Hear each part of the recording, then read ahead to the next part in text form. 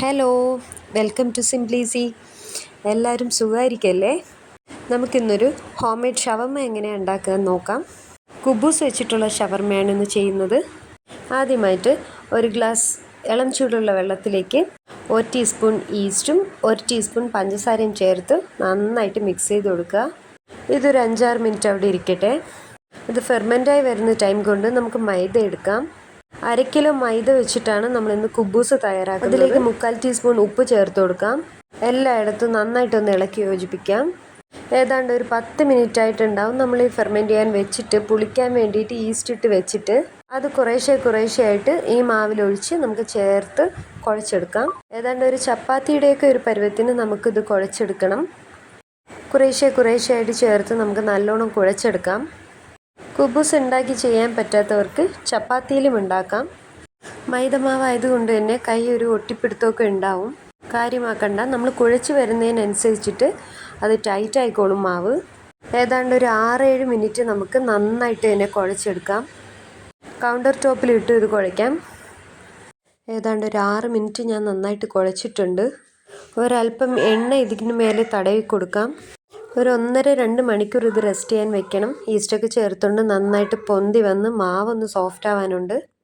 അപ്പോൾ ഒന്നുകിൽ cling rap വെച്ച് ഇത് കവർ ചെയ്യാം, അല്ലെന്നുണ്ടെങ്കിൽ കിച്ചൻ ടവൽ നനച്ച് പിഴിഞ്ഞ് ഇതിലേക്ക് കവർ ചെയ്ത് കൊടുക്കാം. ഈ മാവ് റെസ്റ്റ് ചെയ്യുന്ന സമയങ്ങളിലേക്കുള്ള ചിക്കൻ നമുക്ക് മസാല പുരട്ടാം. നിങ്ങൾ എടുക്കുന്ന ചിക്കൻ്റെ അളവിനനുസരിച്ചിട്ടുള്ള മസാല ചേർക്കാം. ഞാനിവിടെ 1/2 കിലോ ചിക്കൻ അടുപ്പിച്ചിട്ടുണ്ട്.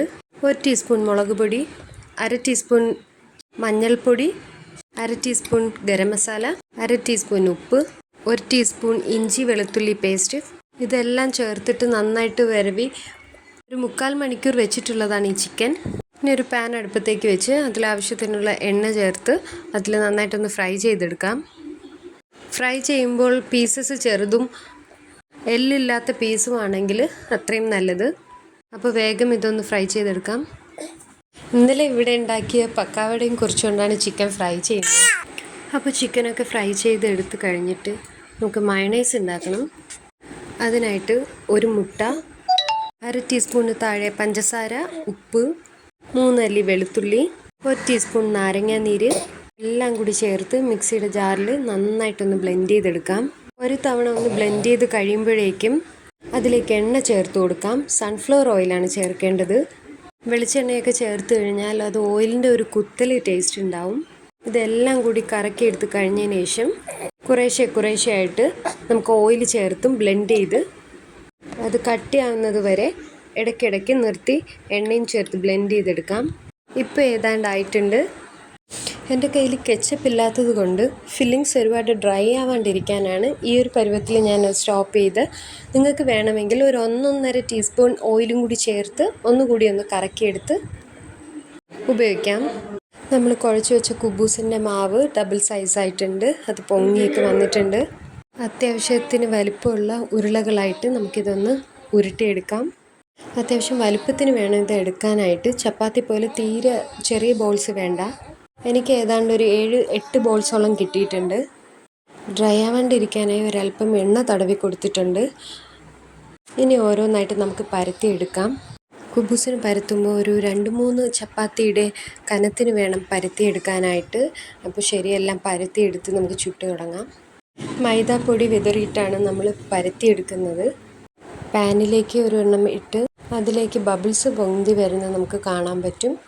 അങ്ങനെ ബബിൾസ് വന്നു കഴിഞ്ഞതിന് ശേഷമേ മറിച്ചിടാവൂ. അങ്ങനെ തിരിച്ചും മറിച്ചും ഇട്ടത് ചുട്ടെടുക്കാം. ഒരുപാട് കരിഞ്ഞു പോകാണ്ട് ശ്രദ്ധിക്കുക. പപ്പടമൊക്കെ കാച്ചുന്നത് പോലെ ബലൂൺ പോലെ വീർത്ത് വരുന്നതാണ് കുബൂസ് റെഡിയായി എന്നുള്ളതിൻ്റെ പരുവം. അപ്പോൾ ശരി, ബാക്കിയൊക്കെ ചുട്ടെടുക്കാം ഇതുപോലെ.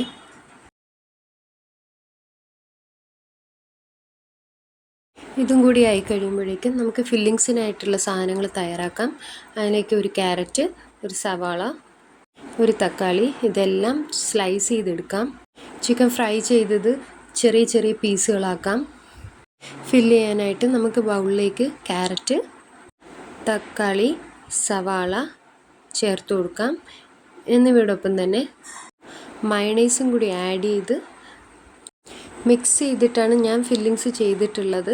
ഒന്നുകിൽ ഇങ്ങനെ ചെയ്യാം, അല്ലെന്നുണ്ടെങ്കിൽ കുബൂസിൽ മയണൈസ് സ്പ്രെഡ് ചെയ്ത് ബാക്കിയുള്ള വെജീസും ചിക്കനും ചേർത്ത് കൊടുത്തിട്ട് ലാസ്റ്റ് കെച്ചപ്പും കൂടി ചേർത്ത് റോൾ ചെയ്തെടുക്കാം. ശരി, അപ്പോൾ എല്ലാം നമുക്ക് മിക്സ് ചെയ്തെടുക്കാം. ഇതിലേക്ക് ലെറ്റ്യൂസ് അല്ലെങ്കിൽ അതിന് പകരം ക്യാബേജും ചേർത്ത് കൊടുക്കാം. എൻ്റെ കയ്യിലത് ഇല്ലായിരുന്നു. എല്ലാം കൂടി നന്നായിട്ട് മിക്സ് ചെയ്യാം. ഇപ്പോൾ മിക്സ് ചെയ്ത് വെച്ചിട്ടുണ്ട്. അലങ്കാര പണികൾക്കായിട്ട് ഞാൻ ഇച്ചിരി ചിക്കൻ മാറ്റി വെച്ചിട്ടുണ്ടായിരുന്നു. ഇനി കുബൂസിലേക്ക് ഇത് ഫില്ല് ചെയ്ത് കൊടുക്കാം. ഒരു സൈഡിലാക്കി ഫില്ല് ചെയ്യാം.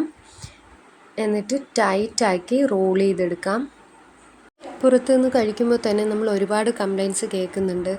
അപ്പോൾ ഹെൽത്തി ആയിട്ട് നമുക്ക് വീട്ടിൽ തന്നെ ചെയ്തെടുക്കാം. കുറച്ച് സമയം ഇതിനായിട്ട് മാറ്റി വെച്ച് കഴിഞ്ഞാൽ. എൻ്റെ വീഡിയോസ് ഇഷ്ടമായാൽ ലൈക്ക് ചെയ്യാം, മറ്റുള്ളവരിലേക്ക് എത്തിക്കാനായി ഷെയർ ചെയ്യാം. തുടർന്നുള്ള ഈസി റെസിപ്പീസിനായിട്ട് സബ്സ്ക്രൈബ് ചെയ്യാം. Thank you. ബൈ.